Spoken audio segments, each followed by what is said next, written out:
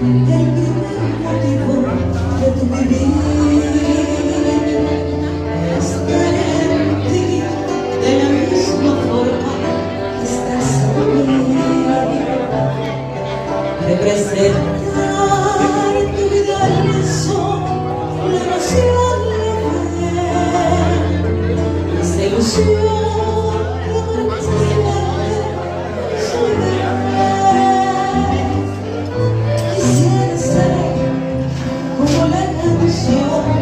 Que te guste más